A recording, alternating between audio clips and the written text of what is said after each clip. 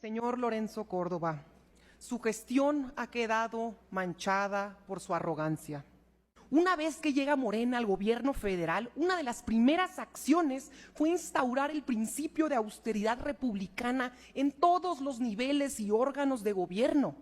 Y en lugar de ser consecuente con el reclamo y con la realidad del pueblo de México, usted se amparó para mantener sus privilegios. Luego, en las elecciones del 2021, a manera de casi venganza, hicieron todo lo posible por remover candidatos de Morena con el fin de beneficiar a los partidos de la derecha. El árbitro electoral se quitó la máscara por completo, dejó de ser imparcial y se volvió en el árbitro vendido. Buscaron obstruir la participación de más de 60 candidatos a diputados federales de Morena y déjeme decirle que una de esas era yo. Y eso no es todo. En Guerrero y en Michoacán, ahí sí de plano quitaron las candidaturas de manera ilegal. Todo para retrasar la competencia e intentar que perdiéramos. Pero aún así, pese a ustedes, el pueblo nos refrendó su confianza.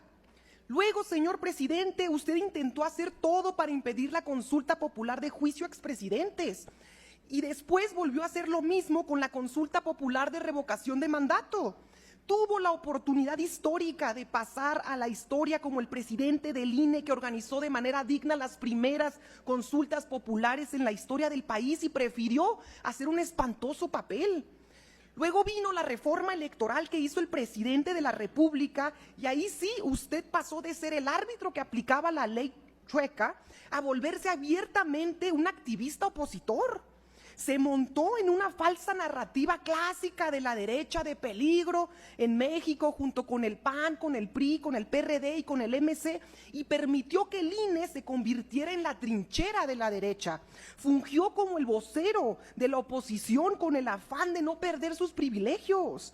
Y todo lo que ha dicho usted en sus entrevistas y giras sobre el Plan B es mentira.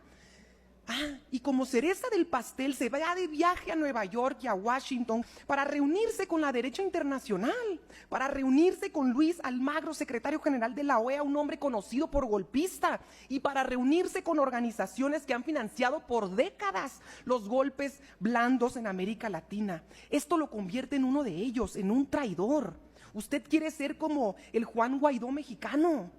Y claro, como usted no pierde ninguna oportunidad, hoy ya en sus últimas decide dar carpetazo y absorber al PRI y a Peña Nieto de haber dado sobornos de Odebrecht.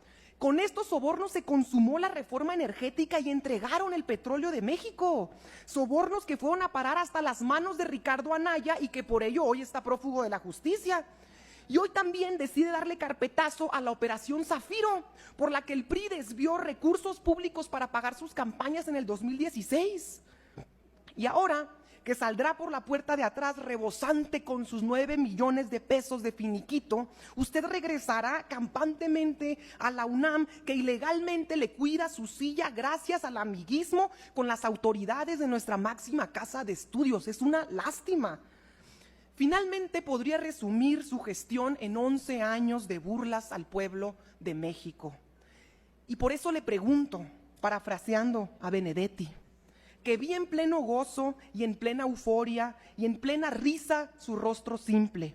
Seré curiosa, señor consejero, ¿de qué se ríe?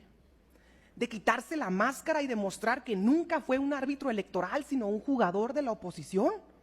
¿De trabajar para la derecha conservadora? Ustedes son duros con nuestra gente, ¿por qué con otros son tan serviles? ¿De qué se ríe, señor Lorenzo? ¿De llevarse 9 millones de pesos, de robar el dinero del pueblo, de violar la Constitución? Seré curiosa, señor consejero, ¿de qué se ríe? Y como no le deseo mal a nadie y deseo que siga manteniendo esa sonrisa allá en el basurero de la historia. Hasta nunca. Es cuanto.